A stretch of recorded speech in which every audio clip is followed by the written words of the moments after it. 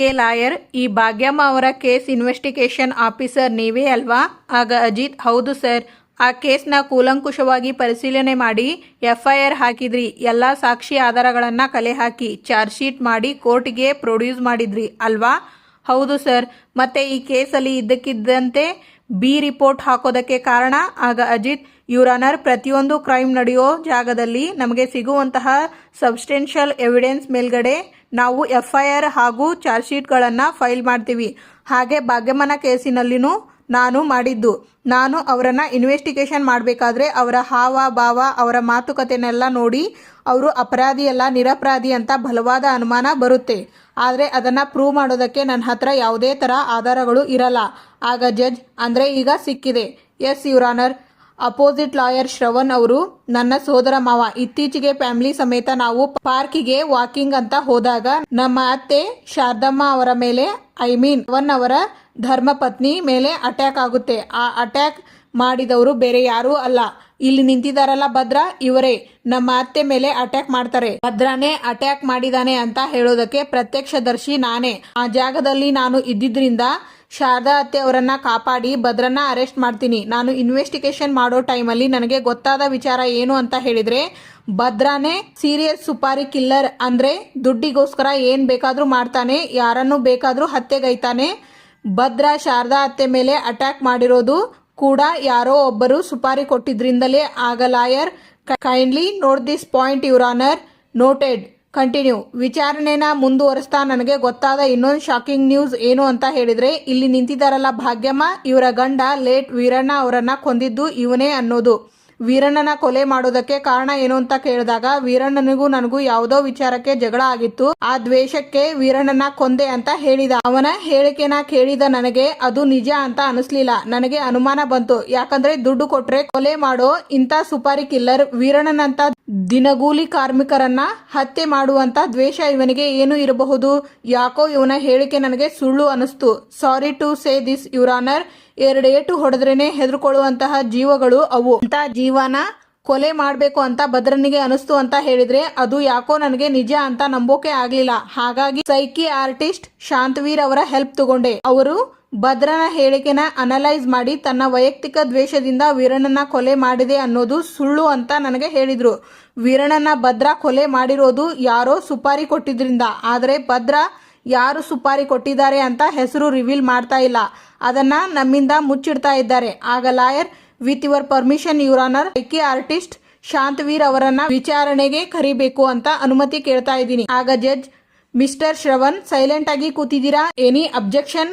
ಆಗ ಶ್ರವಣ್, ಮೊದಲು ಇವರ ಸಾಕ್ಷಿಗಳ ಜಾತ್ರೆ ಮುಗಿಲಿ, ಆಮೇಲೆ ನಾನು ಕ್ರಾಸ್ ಕ್ವಶನ್ ಮಾಡ್ತೀನಿ ಯುವರ್ ಆನರ್. Okay, proceed. ಆಗ ಲಾಯರ್, ಮಿಸ್ಟರ್ ಶಾಂತವೀರ್ ಅವರೇ, ಮಹಾಸ್ವಾಮಿಗೆ ತಮ್ಮ ಪರಿಚಯ ಮಾಡಿಕೊಡಿ. ಆಗ ನನ್ನ ಹೆಸರು ಶಾಂತವೀರ್ ಯುವರ್ ಆನರ್. ಕಳೆದ 15 ವರ್ಷಗಳಿಂದ ಸರ್ಕಾರಿ ಪಾಲಿಗ್ರಾಫ್ ಡಿಪಾರ್ಟ್ಮೆಂಟಲ್ಲಿ ಎಕ್ಸ್ಪರ್ಟ್ ಆಗಿ ಸೇವೆ ಸಲ್ಲಿಸ್ತಾ ಇದ್ದೀನಿ. ಆಗ ಲಾಯರ್, ಶಾಂತವೀರ್ ಅವರೇ, ತಮಗೆ 15 ವರ್ಷಗಳ ಅನುಭವ ಇದೆ ಈ ಫೀಲ್ಡಲ್ಲಿ. ಹೌದು ಸರ್. ಆರೋಪಿ ಭದ್ರನ ಹೇಳಿಕೆನ ತಾವು ಅಧ್ಯಯನ ಮಾಡಿದ್ದೀರಾ?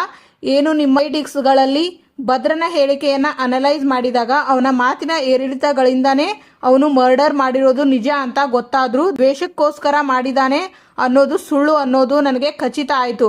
ಯಾರನ್ನೋ ಅವನು ಕಾಪಾಡೋ ಪ್ರಯತ್ನ ಮಾಡ್ತಿದ್ದಾನೆ ಅನ್ನೋದು ಕನ್ಫರ್ಮ್ ಆಯ್ತು. ಅದನ್ನೇ ನಾನು ರಿಪೋರ್ಟ್ ತಯಾರಿಸಿ ಮಿಸ್ಟರ್ ಅಜಿತ್ ರಾಮನಾರಾಯಣ್ ಅವರಿಗೆ ತಲುಪಿಸಿದ್ದೆ. ಆಗ ಲಾಯರ್, ಆ ಕನ್ಫರ್ಮ್ ಡಾಕ್ಯುಮೆಂಟ್ನ ನಾನು ಈಗಾಗಲೇ ಸಬ್ಮಿಟ್ ಮಾಡಿದ್ದೀನಿ ಯುವರ್ ಆನರ್. ತಾವು ದಯವಿಟ್ಟು ಪರಿಶೀಲಿಸಬೇಕು. Okay, proceed. ತಾವು ಇನ್ನು ಹೊರಡಬಹುದು. ಮಿಸ್ಟರ್ ಅಜಿತ್ ರಾಮನಾರಾಯಣ್ ಅವರೇ, ತಮ್ಮ ಇನ್ವೆಸ್ಟಿಗೇಷನ್ ಬಗ್ಗೆ ಮುಂದುವರಿಸಿ. ಯುವರ್ ಆನರ್, ವೀರಣ್ಣನ ಕೊಲೆ ಮಾಡಿರೋದು ನಾನೇ ಅಂತ ಭದ್ರ ಒಪ್ಕೊಂಡಿರೋದ್ರಿಂದ ಭಾಗ್ಯಮ್ಮ ಅವರನ್ನ ಆರೋಪ ಮುಕ್ತಗೊಳಿಸಿ ಅಂತ ನಾನು ಕಳಕಳಿಯಿಂದ ಮನವಿ ಮಾಡ್ಕೊತಾ ಇದ್ದೀನಿ. ಹಾಗೆ ಹೆಚ್ಚಿನ ವಿಚಾರಣೆಗೋಸ್ಕರ ಭದ್ರನ್ನ ನಮ್ಮ ಕಸ್ಟಡಿಗೆ ಒಪ್ಪಿಸ್ಬೇಕು ಅಂತ ನಾನು ನಿಮ್ಮ ಹತ್ರ ಕೇಳ್ಕೊತಾ ಇದ್ದೀನಿ ಯುವರ್ ಆನರ್.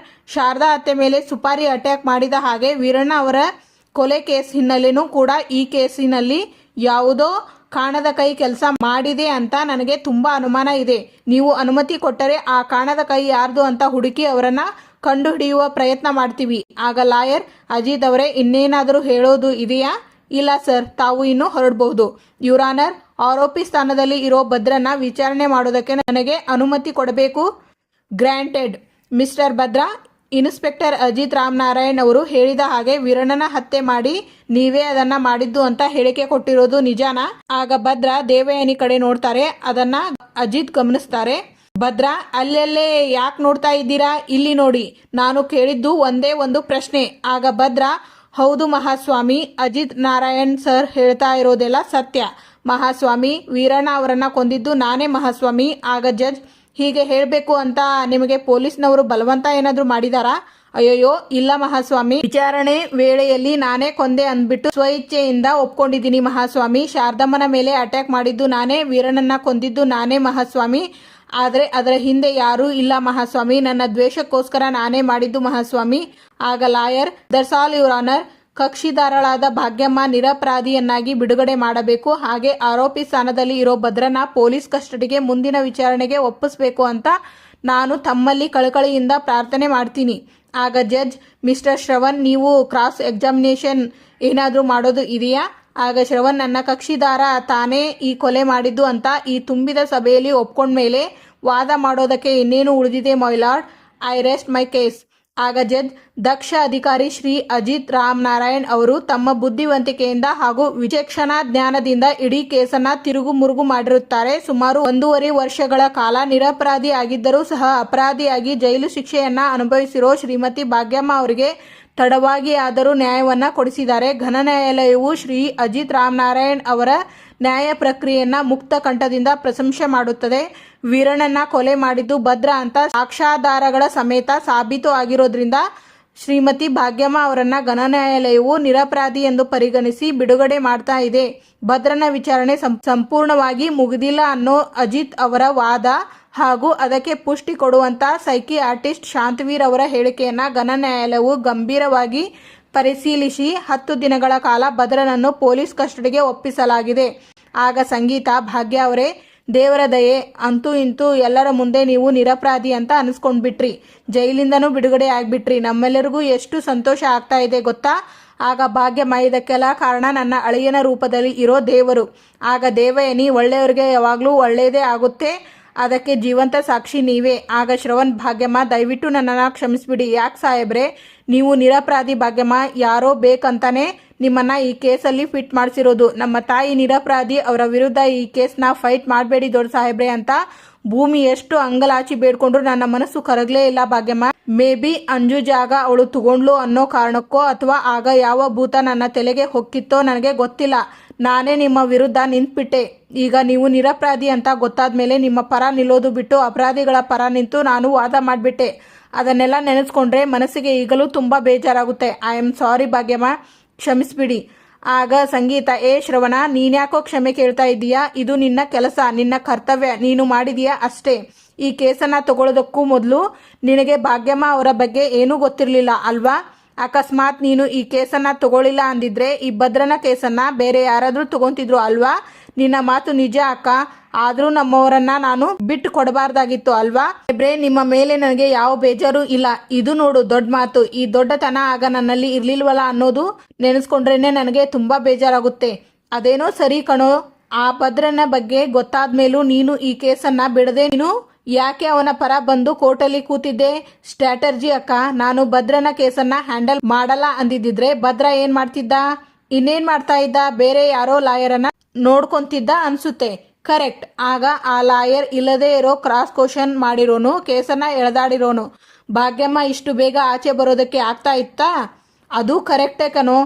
ಆದ್ರೆ ಈಗ ಅವನು ಬೇರೆ ಲಾಯರನ್ನ ಹುಡುಕೋಬಹುದು ಅಲ್ವಾ? ಹುಡುಕೊಳ್ಳಿ ಬಿಡು. ಭಾಗ್ಯಮ್ಮ ಆಚೆ ಬಂದ್ರಲ್ಲ, ನನಗೆ ಅಷ್ಟೇ ಸಾಕು. ಅವನು ಏನ್ ಬೇಕಾದ್ರೂ ಮಾಡ್ಕೊಳ್ಳಿ. ಏನ್ ಭಾಗ್ಯಮ್ಮ?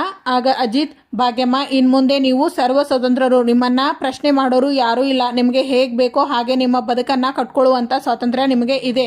ಅಂಡ್ ಸ್ವಲ್ಪ ದಿನ ನೀವು ಹುಷಾರಾಗಿ ಇರಬೇಕಾಗುತ್ತೆ. ಯಾಕಂದ್ರೆ ಭದ್ರನ ಹಿಂದೆ ಇರೋರು ನಿಮ್ಮನ್ನ ಮುಟ್ಟೋದಕ್ಕೆ ಪ್ರಯತ್ನ ಪಡಬಹುದು, ನಿಮ್ಮ ಮೇಲೆ ಅಟ್ಯಾಕ್ ಮಾಡೋದಕ್ಕೂ ಪ್ರಯತ್ನ ಪಡಬಹುದು. ಅದಕ್ಕೆಲ್ಲ ನಾನು ಅವಕಾಶ ಕೊಡಲ್ಲ ಅಂತಾನೆ ಅನ್ಕೊಳ್ಳಿ. ಆದರೂ ನಮ್ಮ ಹುಷಾರಲ್ಲಿ ನಾವು ಇರಬೇಕಾಗುತ್ತೆ. ಆಗ ಲಕ್ಷ್ಮಿ, ಸಾಹೇಬ್ರೆ, ಭಾಗ್ಯಮ್ಮನ್ನ ನಾನು ನಮ್ಮನೆಗೆ ಕರ್ಕೊಂಡು ಹೋಗಿ ಹುಷಾರಾಗಿ ನೋಡ್ಕೊಳ್ತೀನಿ. ಆಗ ಸಂಗೀತ, ಅಯ್ಯೋ ಇದೇನು ಲಕ್ಷ್ಮಿಯವರೇ ಈ ರೀತಿ ಹೇಳ್ಬಿಟ್ರಿ? ನಾವು ಇಲ್ಲಿಗೆ ಬಂದಿರೋದು ಭಾಗ್ಯಮ್ಮ ಅವರನ್ನ ಮಾತಾಡ್ಸ್ಕೊಂಡು ಸುಮ್ಮನೆ ಹೋಗೋದಕ್ಕೆ ಅನ್ಕೊಂಡ್ರಾ? ಖಂಡಿತ ಇಲ್ಲ. ಭಾಗ್ಯಮ್ಮ ಅವರನ್ನ ನಮ್ಮ ಜೊತೆನೆ ಕರ್ಕೊಂಡು ಹೋಗ್ತೀವಿ. ಭೂಮಿ ವಾಪಸ್ ಬರೋವರೆಗೂ ಇವರು ನಮ್ಮ ಜೊತೆ ನಮ್ಮ ಮನೆಯಲ್ಲೇ ಇರ್ತಾರೆ, ಅರ್ಥ ಆಯ್ತಾ? ಆಗ ಭಾಗ್ಯಮ್ಮ, ಭೂಮಿ ಎಲ್ಲಿಗೆ ಹೋದ್ಲು? ನಾನು ಅವಾಗ್ಲಿಂದ ಅವಳನ್ನೇ ಹುಡುಕ್ತಾ ಇದ್ದೀನಿ, ಬಂದಿಲ್ವಾ ಅವಳು ಹುಷಾರಾಗಿ ಇದ್ದಾಳೆ ತಾನೆ? ಆಗ ದೇವಯಾನಿ, ನಿಮ್ಮ ಮಗಳು ಹುಷಾರಾಗೇ ಇದ್ದಾಳೆ, ಅವಳು ಮನೆಯಲ್ಲಿ ಇಲ್ಲ, ಈಗ ಪೊಲೀಸ್ ಟ್ರೈನಿಂಗ್ ಸ್ಕೂಲಲ್ಲಿ ಇದ್ದಾಳೆ. ಆಗ ಅಜಿತ್, ನೀವು ಹೊರಗಡೆ ಬರ್ತಿರುವಂತಹ ವಿಚಾರನ ನಾವು ಅವಳಿಗೆ ತಿಳಿಸ್ಲಿಲ್ಲ, ಯಾಕಂದ್ರೆ ಟ್ರೈನಿಂಗ್ ಲಾಸ್ಟ್ ಸ್ಟೇಜಲ್ಲಿ ಇದೆ. ಈಗ ನೀವು ಬರ್ತಿರುವಂತಹ ವಿಚಾರ ಅವಳಿಗೆ ಹೇಳ್ತು ಅಂತ ಹೇಳಿದ್ರೆ ಏನೋ ಚಿಂತೆ ಮಾಡಿಕೊಂಡು ಟ್ರೈನಿಂಗ್ ಕ್ಯಾಂಪ್ನ ಅರ್ಧದಲ್ಲೇ ಬಿಟ್ಟು ಬರಬಹುದು. ಆಗ ಅವಳ ಕನಸು ಕನಸಾಗೆ ಉಳ್ಕೊಂಡ್ಬಿಡುತ್ತೆ. ನೀವು ಚಿಂತೆ ಮಾಡಬೇಡಿ, ಆದಷ್ಟು ಬೇಗ ನಿಮ್ಮ ಯಜಮಾನರು ವೀರಣ್ಣ ಅವರ ಆಸೆ ಪಟ್ಟ ಹಾಗೆ ಅವಳು ಪೊಲೀಸ್ ಕಾನ್ಸ್ಟೇಬಲ್ ಆಗ್ತಾಳೆ. ಆಗ ಭಾಗ್ಯಮ್ಮ, ಹೌದಾ ಸಾಹೇಬ್ರೆ, ಆ ದೇವರು ಕೊಟ್ರೆ ಸೂರೆ ಕಿತ್ತು ಹೋಗೋ ಹಾಗೆ ಕೊಡ್ತಾನೆ, ಇಲ್ಲ ಅಂದ್ರೆ ಕೈಯಲ್ಲಿರೋ ನೀರಿನ ಪಸೆನೇ ಕಾಣದೇ ಇರೋ ಹಾಗೆ ಒಣಗಿಸಿ ಬಿಡ್ತಾನೆ. ನನ್ನ ಜೀವನದಲ್ಲಿ ಎರಡೂ ನಡೀತಾ ಇದೆ. ನಮ್ಮ ಅಳಿಯಂದ್ರ ದೆಸೆಯಿಂದ ನಮ್ಮ ಬಾಳಲು ಒಳ್ಳೆಯದು ಆಗ್ತಾ ಇದೆ. ಆಗ ಸಂಗೀತ, ಸರಿ ಸರಿ, ಇಲ್ಲೇ ಮಾತಾಡ್ಕೊಂಡು ನಿಂತಿದ್ರೆ ಟೈಮ್ ಆಗಿಬಿಡುತ್ತೆ, ಈಗ್ಲಾದ್ರೂ ಮನೆಗೆ ಹೋಗೋಣ. ಸಂಗೀತ ಅವರೇ, ನಾನು ಲಕ್ಷ್ಮಿ ಮನೆಯಲ್ಲೇ ಇರ್ತೀನಿ. ಆಗ ಶ್ರವಣ್, ಯಾಕೆ ನಮ್ಮ ಮನೆಯಲ್ಲಿ ಇರೋದಕ್ಕೆ ಏನ್ ತೊಂದರೆ ನಿಮಗೆ? ಅಲ್ಲ, ಅಳಿಯ ಅತ್ತೆ ಮನೆಯಲ್ಲಿ ಇರೋದು, ಅತ್ತೆ ಅಳಿಯ ಮನೆಯಲ್ಲಿ ಇರೋದು ನೋಡೋದಕ್ಕೆ ಸರಿ ಇರಲ್ಲ, ಏನ್ ಅನ್ಕೊಂತಾರೆ ಜನ? ಆಗ ಅಜಿತ್, ನನಗೆ ನನ್ನ ತಾಯಿ ಹೇಗೋ ನೀವು ಹಾಗೆ. ಆಗ ಸಂಗೀತ, ಉತ್ತರ ಸಿಕ್ತಾ? ಈಗಲಾದ್ರೂ ಮನೆಗೆ ಹೋಗಬಹುದು ಅಲ್ವಾ?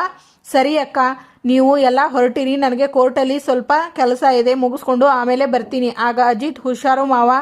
ಅಮ್ಮ, ನನಗೆ ಸ್ಟೇಷನಲ್ಲಿ ಕೆಲಸ ಇದೆ, ನಾನು ಮುಗಿಸ್ಕೊಂಡು ಸಂಜೆ ಸಿಗ್ತೀನಿ, ನೀವು ಹುಷಾರಾಗಿ ಇರಿ. ಆಗ ಲಕ್ಷ್ಮಿ, ಭಾಗ್ಯಕ್ಕ, ನೀವು ಮನೆಗೆ ಹೋಗಿರಿ, ಭೂಮಿ ಬಂದ್ಮೇಲೆ ನಾನು ಬರ್ತೀನಿ. ಆಗ್ಲಿ ಲಕ್ಷ್ಮಿ. ಸಂಗೀತಮ್ಮ, ಬರ್ತೀನಿ. ಆಯ್ತು, ಹೋಗ್ಬಿಟ್ಟು ಬನ್ನಿ. ಆಗ ಸಂಗೀತ, ದೇವಯಾನಿ, ನೀನಾದ್ರೂ ನಮ್ಮ ಜೊತೆ ಬರ್ತೀಯಾ ಇಲ್ವಾ?